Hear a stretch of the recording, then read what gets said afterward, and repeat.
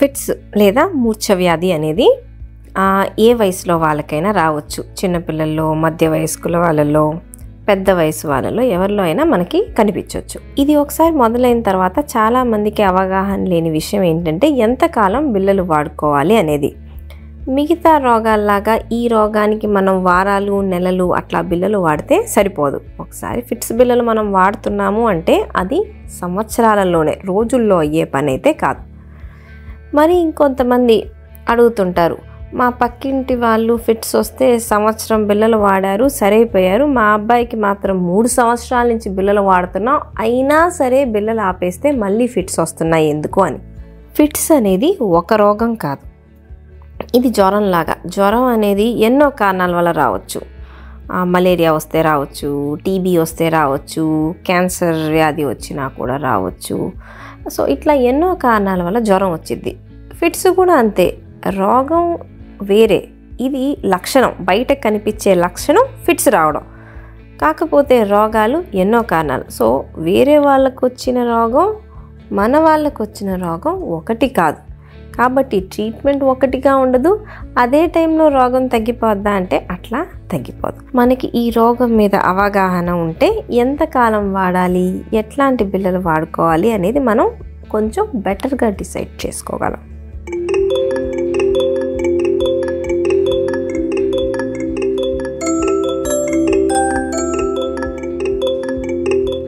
మూర్ఛ వ్యాధి ఎవరికైనా వస్తే మనం 2 విషయాల కోసం డాక్టర్లు చూస్తారనమాట. మొదటిది ఏంటి అంటే ఎందువల్ల మూర్ఛ వచ్చింది ఈ మనిషికి అని. రెండోది ఇది మళ్ళీ రావచ్చా లేకపోతే ఇదే ఆఖరిసారి అయ్యి ఉండొచ్చా అని. సో ఈ రెండిటి కోసమే మనం టెస్ట్లు అవన్నీ చేసుకొని చూస్తాము. ఇది మూర్ఛ రావడానికి ముందు జ్వరం వచ్చిందా, తలకి దెబ్బ తగిలిందా, యాక్సిడెంట్లు ఏమైనాయా, ఇట్లాంటివన్నీ మనం ఒక హిస్టరీ లక్షణాలన్నీ కనుక్కొని ఒక MRI scan, brain scan plus ఒకటి ఈఈజీ అని ఉండిద్ది. హార్ట్కి ఈసీజీ లాగా బ్రెయిన్కి ఈఈజీ అని ఉండిద్ది. సో ప్లస్ కొన్ని బ్లడ్ టెస్ట్లు ఇవన్నీ చేసి మనం ట్రై చేస్తాం అర్థం చేసుకోవటానికి ఎందువల్ల వచ్చుండొచ్చు అని. కానీ మనం తెలుసుకోవాల్సింది ఏంటి అంటే ఎక్కువ శాతం ఫిట్స్ వచ్చిన వాళ్ళలో అన్ని టెస్ట్లు నార్మల్గా ఉండొచ్చు. నార్మల్గా వస్తే ఫిట్స్ లేదని కాదు, మనకి కనిపించే లాంటి కారణం లేదు, కనిపించనిది ఏదో ఉంది, కళ్ళకు కనిపించనిది, దానివల్ల ఫిట్స్ వస్తున్నాయని. సో మనం టెస్ట్లు చేసేది కేవలం కారణం తెలుసుకోవచ్చా, ఎంతకాలం రావచ్చు అనేది గ్రహించటానికి. రోగం ఉందా లేదా అనేది మాత్రం లక్షణాలే చెప్తాయి, టెస్ట్లు చెప్పు. సో ఒకవేళ మనకి ఇదే మొదటిసారి ఫిట్స్ వచ్చింది, ఇంకెప్పుడు ఇంతకు ముందు లేదు, బాబుకి వచ్చింది, బాబు బ్రహ్మాండంగా ఉన్నాడు, తెలివితేటలు బాగున్నాయి, ఇంట్లో ఫ్యామిలీలో ఎవరికీ లేవు అనుకోండి, టెస్ట్లు అన్నీ బాగుంటే మనం కొంతమందిలో వెయిట్ చేసి చూస్తాం. మళ్ళీ ఒకసారి వస్తే అప్పుడు చూద్దాంలే, ఈ అబ్బాయికి ఏదో పొరపాటున వచ్చుంటుంది, మళ్ళీ రాకపోవచ్చు అనే దాంతో మనం ట్రీట్మెంట్ ఇవ్వకుండానే చూస్తాం కొంతమందిలో. కాకపోతే ఒకవేళ మళ్ళీ వచ్చింది అనుకోండి, అప్పుడు మనం అర్థం చేసుకోవాలి ఈ బాబుకి టెస్టుల్లో ఏమీ లేకపోయినా సరే ఆ ఒంటికి ఫిట్స్ వచ్చే లక్షణం అనేది ఉంది అని.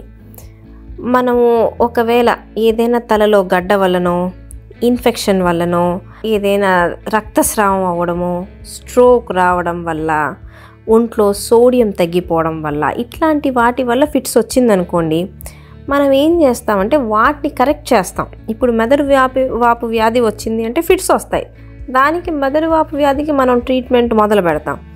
ఒకసారి మొత్తం సెట్ అయిపోయింది అంటే ఫిట్స్ బిళ్ళలు మాత్రం కొంచెం కంటిన్యూ చేసి, మెదడు వాపు వ్యాధి ఒకసారి వచ్చిన వాళ్ళకి మళ్ళీ మళ్ళీ వచ్చిద్దా అంటే మళ్ళీ రాదు, అది మనకు తెలుసు కాబట్టి 1 సంవత్సరం అట్లా వాడి బిళ్ళలు ఆపేస్తాం. ఇప్పుడు టీబీ అయినా సరే, టీబీకి సంవత్సరం బిళ్ళలు వాడి తర్వాత ఫిట్స్ బిళ్ళలు, టీబీ బిళ్ళలు అన్నీ ఆపేసి చూస్తాం. ఎందుకంటే అప్పటికల్లా మళ్ళీ బ్రెయిన్ నార్మల్ అయిపోద్ది కాబట్టి.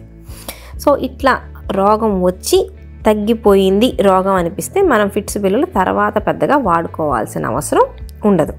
కాకపోతే కొన్ని రోగాల్లో స్కాన్ బాగుంది కానీ వాళ్ళ ఇంట్లో వాళ్ళ తాతకి ఫిట్స్ ఉన్నాయి, వాళ్ళ మేనమామలకి ఫిట్స్ ఉన్నాయి, వాళ్ళ అమ్మకి ఫిట్స్ ఉన్నాయి, ఇట్లాంటి లక్షణాలు ఉన్నాయనుకోండి, దానికి అర్థం ఏంటి అంటే బాబు ఫ్యామిలీలోనే ఫిట్స్ ఉంది అంటే అతని జీన్స్లోనే ఫిట్స్ వచ్చే లక్షణం ఉంది. అటువంటిది వయసు పెరిగే కొద్దీ తగ్గొచ్చు, తగ్గకపోవచ్చు. సో అట్లాంటి వాళ్ళల్లో మనం ఒక 3 సంవత్సరాలు బిళ్ళలు ఇచ్చి చూస్తాం. తర్వాత మనం టాబ్లెట్స్ ఆపేసి చెక్ చేస్తాం. ఆపేసి చెక్ చేస్తే మళ్ళీ ఫిట్స్ వచ్చాయనుకోండి, దానికి అర్థం ఈ అబ్బాయికి వయసు పెరుగుతున్నా, మెదడు ఎదుగుదల జరుగుతున్నా సరే ఫిట్స్ అనేది రావచ్చు. 3 ఏళ్లలో తగ్గిపోనిది తర్వాత తగ్గే అవకాశం పెద్దగా ఉండదు. అట్లాంటి వాళ్ళలో ఇంకా కళ్ళు మూసుకొని మనం బిళ్ళలు జీవితకాలం వాడుకోవాలి. ఫిట్స్కి ఒక 10 రకాల బిళ్ళలు ఉంటాయి. దాంట్లో తక్కువ సైడ్ ఎఫెక్ట్స్ ఉన్నది, తక్కువ డోసుల్లో ఎవరికి సెట్ అయ్యే బిళ్ళ వాళ్ళకి అన్నట్టు ఇంకా మనం ఎక్కువ కాలం వాడుకుంటా పోవాలి. ఇంకెక్కడికైనా వెళ్ళి మెరుగైన చికిత్స చేయిస్తే బిళ్ళలు తీసేయొచ్చా అంటే అట్లా కుదరదు. ఇప్పటి వరకు ఫిట్స్ కంట్రోల్ చేయటానికి బిళ్ళలు వచ్చాయి, కానీ ఫిట్స్ రోగాన్ని తీసేయటానికి అంటే జన్యుపరమైన కారణాల వల్ల ఫిట్స్ వస్తుంటే వాటిని తీసేయటానికి ట్రీట్మెంట్ కనుక్కుంది లేదు. మెదడు దానంతటదే ఇన్ఫెక్షన్ తగ్గడం వలనో లేకపోతే ఎదుగుదల అవ్వడం వలనో దానంతటదే తగ్గిపోవాల్సిందే తప్ప మనం ఫిట్స్ని అప్పటికప్పుడు కంట్రోల్ చేయటానికే మనం బిళ్ళలు వాడేది. ఇప్పుడు మనం జ్వరానికి డోలో టాబ్లెట్, పారాసెటమాల్ వేస్తాం, ఎందుకంటే జ్వరం తగ్గటానికి, కాకపోతే రోగాన్ని తీసేయడానికి కాదు కదా. రోగాన్ని తీసేయడానికి యాంటీబయాటిక్స్ వాడతాం.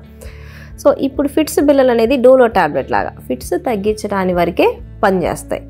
రోగాన్ని తీసేయట్లేదు అంటే అది దాని పని కాదు. చాలామంది అంటూ ఉంటారు, 3 ఏళ్ళు మీరు బిళ్ళలు వాడారు, ఆపేసిన తర్వాత మళ్ళీ వచ్చింది, మీరు మంచి బిళ్ళలు వాడుంటే వచ్చేది కాదు కదా అని. మీరు 3 ఏళ్ళు బిళ్ళలు వాడుతుండగా ఫిట్స్ రాలేదు అంటే ఆ బిళ్ళ దాని పని అది చేసింది, దాంట్లో ఎటువంటి తప్పు లేదు అన్నట్టు. తర్వాత మళ్ళీ వచ్చింది అంటే మనకు వచ్చిన రోగమే అటువంటిది అని. అట్లాంటప్పుడు మనం బిళ్ళ ఏది వాడినా సరే తర్వాత కూడా వాడుకుంటానే ఉండాలి. ఇప్పుడు ఫిట్స్ బిళ్ళలకి సైడ్ ఎఫెక్ట్స్ ఉంటాయా అనేది చాలామంది డౌటు, ఎక్కువ కాలం వాడమంటున్నారు కదా అని. మనం ఎప్పుడైనా సరే ఏ బిళ్ళకైనా సైడ్ ఎఫెక్ట్ అనేది ఏదో చిన్నపాటిదో పెద్దదో ఏదో ఒకటి ఉంటుంది. డాక్టర్ గారు ఎప్పుడైనా సరే ట్యాబ్లెట్స్ పెడుతున్నారు అంటే రిస్క్ ఎంత ఉంది, ట్యాబ్లెట్ వల్ల బెనిఫిట్ ఎంత ఉంది, రెండు వెయిట్ చూసుకుంటారు, ఏది ఎక్కువ ఏది తక్కువ అనేది. మళ్ళీ ఫిట్స్ వస్తే బ్రెయిన్కి జరిగే డ్యామేజ్ ఎక్కువ, అంటే రిస్క్ ఎక్కువ. కాబట్టి చిన్నపాటి సైడ్ ఎఫెక్ట్ వచ్చినా సరే మనం పెద్ద రోగాన్ని అరికట్టడానికి కొన్ని సైడ్ ఎఫెక్ట్లు బేర్ చేయడం అనేది తప్పదు. అస్సలు సైడ్ ఎఫెక్ట్ లేకుండా ఉండే ట్రీట్మెంట్ ఏమైనా ఉందా అంటే అది కేవలం మందు మీద డిపెండ్ అయ్యి ఉండదు, మన బాడీ మీద. టాబ్లెట్కి సైడ్ ఎఫెక్ట్స్ ఉన్నా మనకి రాలేదనుకోండి, మన బాడీకి అది సెట్ అయింది అంటే అది మంచి బిల్లే. కాబట్టి మనం 10 ఏళ్ళు వాడాము, ఇప్పటి వరకు ఇబ్బంది రాలేదు అంటే ఇంకొక 10 ఏళ్ళకు కూడా అది పెద్దగా ఇబ్బంది రాదు.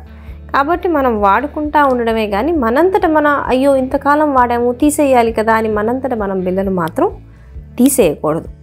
సో ఫిట్స్ అనేది ఒక రకంగా షుగర్ వ్యాధిలాగా మనం మధ్యలో చూపించుకోవాలి, ఎంత ఉందో చూసుకుంటా టాబ్లెట్స్ ఎంతకాలం వాడాలి అనేది మనం డిసైడ్ చేయాలి. ఇది ట్రీట్మెంట్ అనేది టైలర్ మేడ్ అంటాం, అంటే ప్రతి మనిషికి సపరేట్గా ఉండిద్ది. మనకు వచ్చిన రోగం వేరే వాళ్ళకు వచ్చిన రోగం ఒకటే అనుకోవడం మాత్రం కరెక్ట్ కాదు. ఒక మంచి న్యూరాలజిస్ట్ ఫాలోఅప్లో ఉంటూ కరెక్ట్గా ట్రీట్మెంట్ వాడుకుంటే ఫిట్స్ ఉన్న మనిషి కూడా లేని వాళ్ళలాగానే మంచి జీవితాన్ని కంటిన్యూ చేయగలరు. Thank you.